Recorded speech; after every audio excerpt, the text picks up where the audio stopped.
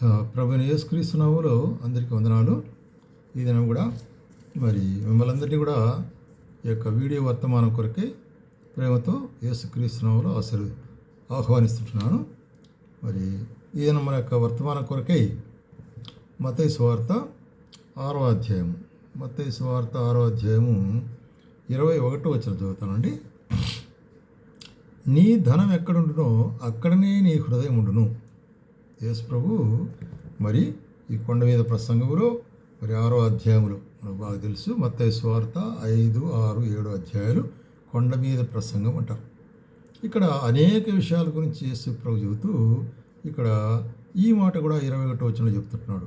నీ ధనం ఎక్కడుండునో అక్కడనే నీ హృదయం ఉండును. కాబట్టి మరి మన హృదయము లేక మన చింత, మన తలంపులు ఎక్కడుంటాయి? మన ధనము, మన ఆస్తి మీద ఉంటుంది. అది సాధారణ విలోకంలో కదా.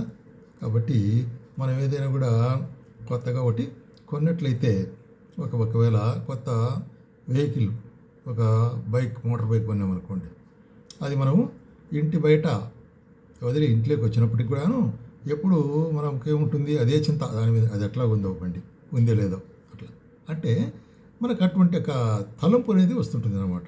ఎందుకు ఈ విషయం ఇక్కడ చెప్తున్నాడంటే, మరి ఇక్కడ చూడండి 19వ వచనంలో ఏమంటాడంటే, భూమి మీద మీ కొరకు ధనం కూర్చుకొనవద్దు, ఇక్కడ చిమ్మటయు త్రుప్పును తినివేయు, దొంగలు దొంగలిద్దరు. భూమి మీద మన ఆస్తి సంపాదించుకుంటే అది స్థిరమైంది కాదు అంటున్నాడు. ఎందుకంటే ఇక్కడ అది నష్టము, నాశనమైపోయేదిగా ఉంటున్నది కదా. చిమ్మటయు తుప్పును తినివేయను, దొంగలు దోచుకుందరు. అయితే పరలోకమందు మీ కొరకు ధనం కూర్చుకున్నది, అది చిమ్మటైనను తుప్పైనను దాన్ని తినివేయదు, దొంగలు కన్నవేయరు, దొంగలరు. కాబట్టి భూమి మీద ధనమును కూర్చుకునుట, పరలోకములో ధనమును కూర్చుకునుట అనే దాని గురించి ఇక్కడ యేసు ప్రభు మరి ఈ యొక్క వ్యత్యాసాన్ని మనకు చెప్తున్నాడు. ఏది అవసరమైనది, ఏది ప్రాధాన్యమైనటువంటిది అనేటువంటిది మన జీవితాల్లో మనం ఎరగవలసిన అనుకుంటున్నాం. అట్లని మన భూమి మీద ఏ పని చేయకూడదు, మరి సంపాదన ఉండకూడదు అనేటువంటి కార్యం కాదు. అయితే ఏది ప్రాధాన్యమైనది అనే దాన్ని మనం చూసుకునేది చాలా ప్రాముఖ్యమైన విషయం. భూమి మీద ఉండేటువంటి మన ఆస్తి కానీ, మన సంపాదన కానీ, మన వస్తువులు కానీ ఇవంతా ఏమైపోతాయి? నశించిపోయేటివిగా ఉంటున్నవి. It's a temporary. బట్ పరలోకంలో ఆస్తి సంపాదించుకుంటా అంటే ఏంటి? ఆత్మీయమైనటువంటి కార్యాల్లో మనము మరి ఆ విధంగా దేవుని యొక్క సహాయం మనం కలిగి ఉండుట అనేటువంటిది. పరలోకంలో మరి ధనం సమకూర్చుకున్నట అంటే ఏంటి అనేటువంటి చూస్తాం మనం. కాబట్టి ఇక్కడ ఈ సందర్భంగా యేసు ప్రభు కూడా ఒక మాట మనకు చెప్తాడు. ఒక చిన్న ఉపమానం మనం చూస్తాం. ఎక్కడంటే లూకా సువార్త 12వ అధ్యాయంలో ఏమంటుందంటే మరి 16వ వచనం నుంచి, లూకా సువార్త 12వ అధ్యాయం 16వ వచనం. మరియు ఆయన వారితో ఈ ఉపమానం చెప్పాను. ఒక ధనవంతునికి భూమి సమృద్ధిగా పండెను. కనుక అతడు ఏమనుకున్నాడు? నా ఆస్తి, నా పంట చాలా ఎక్కువైంది కాబట్టి నేను ఏం చేస్తానప్ప, ఈ పంట అంతా ఎట్లా భద్రపరచుకోవాలనుకొని నేను ఇట్లా చేస్తాను. నా కొట్లు విప్పి, అంటే స్టోర్స్, కొట్లు విప్పి వాటికంటే పెద్దవి కట్టించి అందులో నా ధాన్యమంతటిని, నా ఆస్తినంతటిని కూర్చుకొని కదా, నా ఆస్తిని ధాన్యమంతా దాంట్లో వేసుకొని అప్పుడు ఏమనుకుంటున్నాను? నా ప్రాణముతో ప్రాణమా, అనేక సంవత్సరాలకు విస్తారమైన ఆస్తి నీకు సమకూర్చబడినది, సుఖించుము, తినుము, త్రాగుము, సంతోషించమని చెప్పుకుందును అని అనుకున్నాడట. అయితే దేవుడు ఆ రాత్రి అతనికి ప్రత్యక్షమై, వెర్రివాడా, ఈ రాత్రి నీ ప్రాణం అడుగుచున్నాను, నీవు సిద్ధపరిచినవి ఎవరివ్వగను అని అతను చూసావా. ఇక్కడ ఈ ఉపమానం దేని గురించి చెప్తున్నాడంటే, ఎట్లాగా ఈ భూలోకములోకని ఆస్తి లేక కలిమి విస్తరించడం ద్వారా అది మనకు మరి జీవం ఇయ్యదు, కానీ అది జీవానికి మూలమైంది కాదు. ఎందుకంటే మన జీవం ఎప్పుడైనా కూడా పోవచ్చు. అప్పుడు మనము సంపాదించినటువంటిది కష్టపడి సంపాదిస్తూ, మరి లేక దుర్మార్గం సంపాదిస్తూ, ఏ విధంగా ఈ లోకంలో అనేక విధాలుగా సంపాదిస్తున్నారు. కష్టపడి సంపాదించే వాళ్ళు చాలా తక్కువ. దుర్మార్గంగాను, దుష్టత్వంగాను, ఒకరిని మోసం చేసి చంపి, అవసరమైతే ఇంకొకరిని హత్య చేసి కూడా డబ్బులు సంపాదించారు. గవర్నమెంట్ని మోసం చేసి, బ్యాంకులు మోసం చేసి డబ్బులు అంత సమకూర్చుకొని, నాకు ఎంత ఆస్తి ఉంటుంది. అయితే దేవుడు ఏమంటాడు? మరి ఈ రాత్రి నీ ప్రాణం అడిగితే ఏం చేస్తావు? ఎవరిదైతే నువ్వు సంపాదించిందంత అనేటువంటి క్వశ్చన్ వచ్చినప్పుడే ఆన్సర్ చేయవలసి ఉంటుంది. కాబట్టి ఈ లోకములో మనకు ధనము అనిశ్చితమైనది, అది నాశనమైపోయేటువంటిది. కాబట్టి మనం ఏం చేయాలా? ఈ లోక ధనం మీద ఆశపడకుండా మనం పరలోకంలో ధనం సమకూర్చుకోవాలా. అంటే ఏంటి? పరలోకంలో ధనం సమకూర్చుకున్నట అంటే ఏంటంటే ఆత్మీయమైనటువంటి ఏం చేయాలి? సంపదను సమకూర్చుకున్నట అని. ఆత్మీయమైన సంపదను సమకూర్చుకున్నట అంటే ఏంటి? దేవుని వాక్యంలో మనం కొన్ని భాగాలు మనం చూసుకున్నట్లయితే ఆత్మీయ సంపద అనేటువంటిది ఏంటి అనే దాని గురించి ఇక్కడ చెప్తున్నాడు. చూడండి, మనము సామెతల గ్రంథం 8వ అధ్యాయంలో, సామెతల గ్రంథము 8వ అధ్యాయము మరి 17, 18 వచనాల్లో, నన్ను ప్రేమించు వారిని నేను ప్రేమించున్నాను, నన్ను జాగ్రత్తగా వెతుకువారు నన్ను కనుగొందురు అని చెప్తూ ఐశ్వర్య ఘనతలను స్థిరమైన కలిమియు నీతియు నా యొద్దనున్నవి.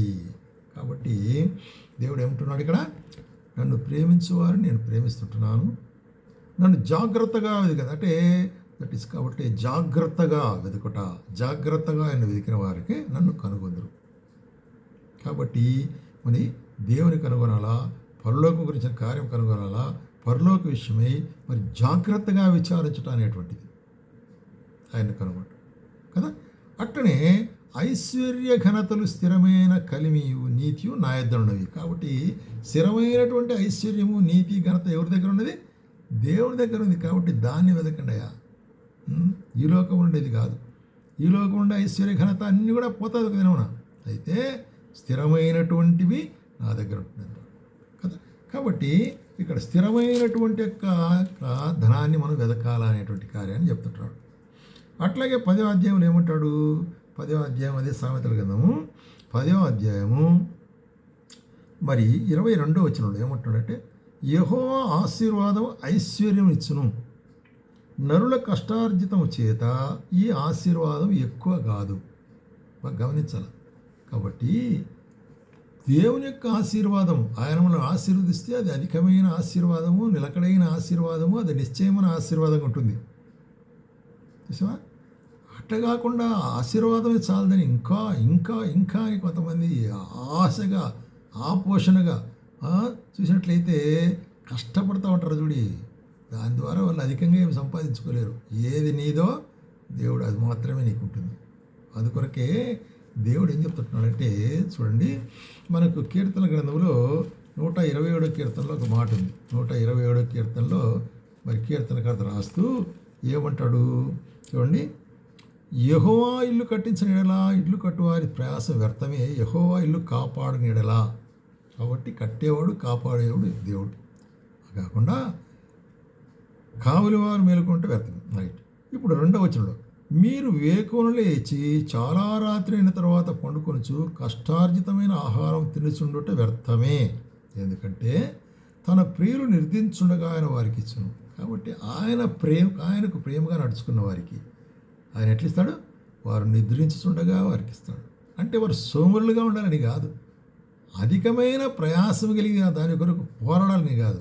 అయితే ఆయన ప్రియులైన వారు ఏమంటారు ఇక్కడ? తన ప్రియులు. కాబట్టి ఆయన ప్రేమించువారు అనేటువంటి. కాబట్టి ఆయన ప్రేమించు వారికి ఆ ఆశీర్వాదము, పరలోక ఆశీర్వాదం ఇస్తాడు. కాబట్టి ఈ పరలోక ఆశీర్వాదము మనం ఎట్లా పొందగలము, దాన్ని ఎట్లా మనం చూడగలము అంటే ఇక్కడ చూసినట్లయితే చూడండి, మనం పరలోక ఆశీర్వాదాన్ని మనం గమనించేదాని విషయం అవుతుందంటే చూడండి, మరి ఎఫెసీయులకు రాసిన పత్రిక 1వ అధ్యాయము 18వ వచనంలో, ఎఫెసీయులకు రాసిన పత్రిక 1వ అధ్యాయము 18వ వచనంలో మనం చూస్తున్నామంటే ఈ పరలోక ఆశీర్వాదం మనం గమనించాలంటే మన యొక్క మనోనేత్రాలు వెలిగించబడాలా అంటాడు. చూడండి, మరి 1వ అధ్యాయము 17వ వచనం, మరియు మీ మనోనేత్రములు వెలిగింపబడినందున ఆయన మిమ్మల్ని పిలిచిన పిలుపులనే నిరీక్షణ ఎట్టిదో, పరిశుద్ధులలో ఆయన స్వాస్థ్యం యొక్క మహదైశ్వర్యం ఎట్టిదో. కాబట్టి పరిశుద్ధులకు ఆయన స్వాస్థ్యం ఉంటున్నది, ఆ మహదైశ్వర్యము ఎట్టిదో మీరు గ్రహించదాని కొరకై తెలుసుకునే వాళ్ళని మరి మీ జ్ఞానమును ప్రత్యక్షత గల మనస్సును మీరు కలిగి ఉండాలని. జ్ఞానము ప్రత్యక్షత, enlightening and understanding of the spirit. Understanding spirit దేని గురించి? దేవుని యొక్క మరి స్వాస్థ్యం యొక్క మహిమైశ్వర్యం గమనించాలంటే, కాబట్టి పరలోకములో స్వాస్థ్యం అనేది గమనించాలంటే అది ఏంటబ్బా అంటే దానికి మన మనోనేత్రాలు తెరవబడాలంటాడు. ఆ దాటి ద్వారానే మనం గ్రహించగలము. అందుకొరకే మొదటి కొరింథీయులకు రాసిన పత్రిక 2వ అధ్యాయంలో ఏమంటాడంటే, చూడండి, దేవుడు తన్ను ప్రేమించే వారి కొరకు ఏవి సిద్ధపరిచి ఉంచినో అవి కంటికి కనబడలేదు, చెవికి వినబడలేదు, మనుష్య హృదయమునకు గోచరం కాలేదు అని వ్రాయబడి ఉన్నది. మనకైతే వాటిని తన ఆత్మ వలన బయలుపరుచున్నాడు. మనకైతే అనేటప్పుడు ఎవరైతే యేసుక్రీస్తును అంగీకరించినాడో, నమ్మినారో, ఆయన బిడ్డలుగా ఉంటున్నారో వారికి ఆయన బయలుపరుస్తున్నాడు పరలోకంలో ఉండే స్వాస్థ్యం ఏంటిని. అందుకొరకే పరలోకంలో ధనం సమకూర్చుకుని ఈ లోకంలో ధనము సమకూర్చుకున్నది అంటున్నాడు. ఆ పరలోకంలో ధనం అంటే ఏంటి అనేటువంటిది మనకు మన మనోనేత్రములు వెలిగించబోవటం ద్వారా ఆయన యొక్క జ్ఞానము, ఆయన యొక్క ఐశ్వర్యము, ఆయన సంపద, ఆయన యొక్క చూసినట్లయితే చూస్తుంటున్నాం ఏదైతే మనకు సిద్ధపరిచుంటున్నాడో అవి కంటికి కనబడేది కాదు, చెవికి వినడలేదు, హృదయగోచరం కాదు, మామూలుగా ఉండే మనుషులు. అయితే మనకు దేవుడు తన ఆత్మ ద్వారా బయలుపరుస్తున్నాడు. శ్రేష్టమైన వాటిని ఆయన మన కొరకై ఉంచుంటున్నాడు అనే కార్యాన్ని మనం ఇక్కడ గమనించే వాళ్ళంగా చూస్తుంటాం అన్నమాట.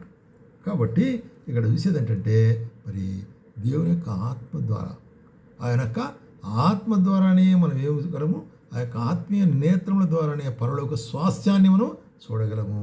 కాబట్టి ఆ పరలోక స్వాస్థ్యం ఇది ఎట్లా అంటే చూడండి, మనకు హెబ్రీయులకు రాసిన పత్రికలో ఈ పరలోకపు మరి స్వాస్థ్యాన్ని చూసినటువంటి మరి మోషేని గురించి ఇక్కడ రాస్తాడు. 11వ అధ్యాయం 26వ వచనం. విశ్వాసమును బట్టి ఇక్కడ మోషే గురించి చెప్తుంటున్నాడు. మోషే పెద్దవాడైనప్పుడు విశ్వాసమును బట్టి ఐగుప్తు ధనము కంటే క్రీస్తు విషయమును నింద గొప్ప భాగ్యమని ఎంచుకొని అల్పకాలపు పాపభోగం అనుభవించుట కంటే దేవుని ప్రజలతో శ్రమ అనుభవించుట మేలు అని ఫరో కుమారుడు అనిపించుకుంటకు ఒప్పుకోలేదు. కానీ ఏమిటంటే ఇక్కడ తన ప్రజలతో కూడా శ్రమ అనుభవించేదానికి ఒప్పుకున్నాడు. ఇక్కడ మోషే విషయం మనం గమనించినట్టయితే మోషే మరి ఐగుప్తులో ఎక్కడ ఫరో యొక్క గృహంలో పెంచబడినాడు, రాజకుమార్తె కుమారునిగా పెంచబడినాడు. అక్కడ పెంచబడినప్పుడు సకల విద్యా నిపుణుడుగా ఉంటున్నాడు, అన్ని సంపదలు ఉంటున్నవి, అన్నీ బాగుంటున్నవి. అయితే మోషే ఏం చేశాడు, తన ప్రజలంటే ఇశ్రాయేలీయులు అక్కడ బానిసలుగా ఉండి ఎంతో హింస పెట్టబడుతున్నారు చూశాడు. ఇప్పుడు మోషే దగ్గర 2 ఉంటున్నాయి చాయిస్. ఒకటి ఐగుప్తు ధనమా, లేక ఇశ్రాయేలు బానిసలుగా ఉన్నట్టు ఇశ్రాయేల్ యొక్క శ్రమల, ఏది కోరుకోవాలి? ఒకటి కోరుకుంటే ఒకటి ఉండదు. ఇటువంటి సందర్భాల్లో మోషే ఏం చేశాడు, అది ఏమైతే అది కానీ నాకు ఈ ధనము ఈ సంపద వద్దు, దేవుని ప్రజలతో కూడా నేను మరి చూసినట్లయితే శ్రమ పొందుట నాకు మేలు, నా ప్రజల కొరకై నేను శ్రమ పొందుతానే దాన్ని చూస్ చేసుకున్నాడు. అప్పుడు దేవుడు ఆయన కొరకై ఒకవేళ ఐగుప్తులో ధనం విడిచిపెట్టినా కూడా పరలోకంలో ఆయనకే ధనము అనుగ్రహించిన వాడుగా ఉంటున్నాడు. అది కాబట్టి మనోనేత్రంలో మనకు కలిగినప్పుడు దేని వాల్యూ ఎక్కువ అనేటువంటిది కదా. ఒక చిన్న ఉదాహరణ చెప్పాలంటే, ఒకవేళ దేవుడు నీ దగ్గర ఒక సమస్య పెట్టాడు, ఒక ప్రశ్న అడుగుతున్నాడు, నీకు ఒక మంచి మరి ధనము సంపాదించుకునే దానికి ఒక మంచి మార్గం చూపిస్తాడు. చాలా ధనం వస్తుంది, అయితే రాత్రి మొదలు బాగా కష్టపడాలా, ఎంతో లక్షల కొద్ది నువ్వు సంపాదించుకోవచ్చు. అయితే ఇంకొక పక్క ఏం చూస్తున్నానంటే, ఒక ఉద్యోగం ఉంటుంది నీకు, ఆ ఉద్యోగం ద్వారా నీకు మరి జీతం వస్తుంది. అట్లాగే దేవుని పని చేసుకోవచ్చు, దేవుని పనికి అయినట్టు సమయం ఉంటుంది, అన్ని కార్యాలు మరి సంసారం కొరకైన పనులు ఉంటాయి. ఇవి రెండిట్లో నువ్వు చూస్ చేసుకోమంటే ఏది చూస్ చేసుకుంటావు? మనం ఏది చూస్ చేసుకుంటాం మామూలుగా? ఉన్నంతసేపు ఎక్కువ సంపాదించి పెట్టుకోవాలి, నాకు నా పిల్లలకు సంపద, అనేకులు దానివే పోతారు. అయితే మరి దేవుని యొక్క పని నిమిత్తమై మనం ఏం చేయాలా, మన యొక్క అవసరములు ఆయన తీర్చేవాడుకుంటున్నాడు. కాబట్టి రెండవ దాని కాబట్టి అధికమైన సంపాదన అంటే ఆశీర్వాదం పొందలేమని చెప్పి చూసాం ఆల్రెడీ మనం. కాబట్టి మనం ఏది నిర్ణయించుకోవాలనేటువంటిది మనకు ఆత్మీయ నేత్రం తిరగబడినప్పుడే దాని వాల్యూ, దాని విలువ తెలుస్తుంది అన్నమాట. దాని విలువ మనకు తెలుస్తుంది. అందుకొరకే అపోస్తలుడైన పౌలు కూడా ఏమంటాడంటే, ఫిలిప్పీయులకు రాసిన పత్రికలో తన యొక్క జీవితంలో దేన్ని కోరుకుంటున్నాను అంటున్నాడంటే, చూడండి, ఫిలిప్పీయులకు రాసిన పత్రిక 3వ అధ్యాయంలో అపోస్తలుడైన పౌలు చెప్తాడు, ఏమంటున్నాడు ఇక్కడ, రైట్ 3వ అధ్యాయం 7వ వచనం. ఏవేవి నాకు లాభకరమైననో వాటిని క్రీస్తు నిమిత్తము నష్టముగా ఎంచుకుంటుని, నిశ్చయముగా నా ప్రభు అయిన యేసుక్రీస్తుని గురించిన అతి శ్రేష్టమైన జ్ఞాన నిమిత్తమై సమస్తమును నష్టంగా ఎంచుకుంటున్నాను. కాబట్టి నాకు ఏదేదో ప్రాఫిటబుల్గా ఉందో అది నాకు వద్దు. అయితే ఏది కావాలా? క్రీస్తు యేసుకు జ్ఞానము, ఆయన నిమిత్తము, ఆయన కొరకే శ్రమ పుట్ట అనేదాన్ని నేను సంపాదించుకున్నాను. ఎందుకంటే దాన్ని నేను ఏర్పరచుకుంటాను. ఈ యొక్క మరి నాకు కలిగినట్టు లాభము, ఐశ్వర్యము, ఈ కార్యం నాకు వద్దు అనేటువంటి కార్యం. అది పరలోకములో ధనము సమకూర్చిన దానికంటే కూర్చుకోవాలంటే ఆత్మీయ నేత్రములు తెరవబడిన వారికి అర్థమవుతుంది. కాబట్టి మొట్టమొదటిగా మనము ఆయన యొక్క మరి సన్నిధిలో మనము మరి ఆయన యొక్క ఆయన ద్వారా యేసు ప్రభు ద్వారా పాపక్షమాపణ వారమై మనం రక్షించబడిన వారమై మరి క్రీస్తు యేసు యొక్క ఆత్మను పొందిన వారమై మనం ఉన్నట్లయితే ఈ యొక్క తారతమ్యం మనకు తెలుస్తుంది. యేసు ప్రభు చెప్పినట్లు ఈ లోకమును కాకుండా పరలోకమును మనం ధనం సంపాదించుకోవచ్చు. కాబట్టి ఇక్కడ ఏమంటున్నాడంటే మరి పౌలు కూడా చెప్తాడు మోషితుని, నాకు ఈ లోక ధనం వద్దు, యేసుక్రీస్తు కొరకే శ్రమలు, కష్టము, నష్టము, నా ప్రాణాన్ని సాయగా పెడతానంటున్నాడు. ఎంత గొప్ప మరి చూసి, ఎందుకంటే శ్రేష్టమైనది ఎక్కడ ఉంటుంది? ఎందుకొరకు ఏమంటే చూసినట్లయితే మరి శ్రేష్టమైన బహుమానము, ఉన్నతమైన బహుమానం పరలోకములో కలుగు, ఉన్నతమైన పిలుపును కలుగు బహుమానం నాకు ఉంది అంటాడు. కాబట్టి ఆ బహుమానం నేను చూస్తున్నా, అది కనపరాలి నీకు, ఎవరికి కనపరాదు అది, అయితే నాకు మాత్రమే కనిపిస్తుంది. ఎందుకంటే నాకు ఆ మనోనేతలు తక్కువ. కాబట్టి ప్రేమ సోదరి, ఇటువంటి దృష్టిని కలిగిన వారిని ఉంటున్నావా? ఇటువంటి దృష్టిని కలిగిన వారు ఉన్నట్లయితేనే అప్పుడు మనం ఆ యొక్క పరలోక ధనం కొరకే శ్రమపడి మరి ప్రయాసపడే వల్ల ఉంటాము అనే కార్యం. అట్లాగే ఇది దేవుడు తాను ప్రేమించిన వారికై తాను ఏర్పరచుకున్న వారికి ఇచ్చుంటున్నాడు. చూడండి, యాకోబు పత్రికలో మనం చూసినట్లయితే 2వ అధ్యాయం 5వ వచనంలో, నా ప్రియ సహోదరులారా ఆలకించుడి, ఈ లోకం విషయంలో దరిద్రులైన వారిని విశ్వాసమందు భాగ్యవంతులుగా చేసిన కొరకు. ఈ లోకంలో దరిద్రులు ఉండొచ్చు, లేమి కలిగిన ఉండొచ్చు, అయితే విశ్వాసములో భాగ్యవంతులుగా చేసి తన్ను ప్రేమించు వారి కొరకైన వాగ్దానం చేసిన రాజ్య వారసులుగా ఉండటకు దేవుడు ఏర్పరచు.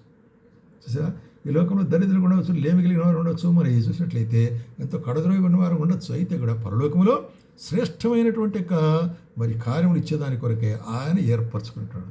సో దేవుడు ఏర్పరచుకుంటున్నాడు. అందుకొరకే ఏమంటాడంటే మనం మరి కొన్ని ఉదాహరణగా మనం గమనించినట్లయితే 1 కొరింథీయులకు రాసిన పత్రికలో మనం చూస్తున్నాము కొరింథీలో ఉండే విశ్వాసుల గురించి ఏం చెప్తున్నాడు చూడండి. 1వ అధ్యాయం, క్రీస్తును గూర్చిన సాక్ష్యము మీలో స్థిరపరచబడినందున ఆయనందు మీరు ప్రతి విషయంలో అనగా సమస్త ఉపదేశములోను సమస్త జ్ఞానంలోను ఐశ్వర్యవంతులైతరి. కాబట్టి ఆయన గురించిన జ్ఞానము, ఆయన గురించిన మరి అండర్స్టాండింగ్, ఆయన గురించిన మరి ఉపదేశము మీరు ఐశ్వర్యవంతులైతరి అంటున్నాడు కదా. అట్లాగే 2 కొరింథీయులకు 6వ అధ్యాయంలో మనం గమనించినట్లయితే ఇక్కడ ఏమంటాడంటే తన పరిచర్యలో మేము ఎట్లాగుంటున్నామంటే దరిద్రులమైనటువంటి అనేకులను ఐశ్వర్యము కలిగించువారము, ఏమీ లేనివారమైనట్లు సమస్తము కలిగిన వారం.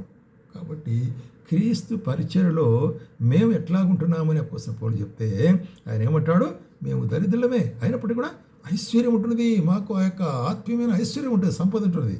అట్లాగే ఏమీ లేని వారం అయినటువంటి కూడా మేము సమస్తము కలిగిన వారము. ఎందుకంటే మా కలిగిన ద్వారా అనేకులను మేము వారిని ఐశ్వర్యంలోకి నడిపిస్తున్నాం, పరలోకపు ఐశ్వర్యంలోకి నడిపిస్తున్నాం మా యొక్క సువార్త పరిచర్య ద్వారా, వాక్యోపదేశం ద్వారా. కాబట్టి ప్రియమైన సోదరి, మన యొక్క వాక్యోపదేశం ద్వారా, వాక్యము అది జీవము పునరుత్థానం చెప్తుంటున్నాం, అది దేవుని నోటి నుంచి వచ్చినట్టు వాక్యం. కాబట్టి వాక్యం ద్వారా మనము అనేకుల యొక్క నేత్రములు, మనోనేత్రములు తెరవటకు సహాయపడి ఎట్లా ఉండాలి, మనం వారికి ఆత్మీయ జీవితంలో ఏది అవసరమైంది అనేటి దాన్ని మనం బయలుపరచవలసి అనుకుంటున్నాం. అందుకొరకే మరి తిమోతికి రాస్తూ అపోస్తలుడు పౌలు ఒక మాట అంటాడు, మన యొక్క సంపాదన విషయమై, మన ధన సంపాదించే విషయమై ఏమంటాడంటే 6వ అధ్యాయం 4వ వచనం, 6వ అధ్యాయము 6వ వచనంలో, సంతుష్టి సహితమైన దైవభక్తి గొప్ప లాభ సాధకం. సంతుష్టి సహితమైన ఏ సాటిస్ఫైడ్ లైఫ్ అట్లా లేకుండా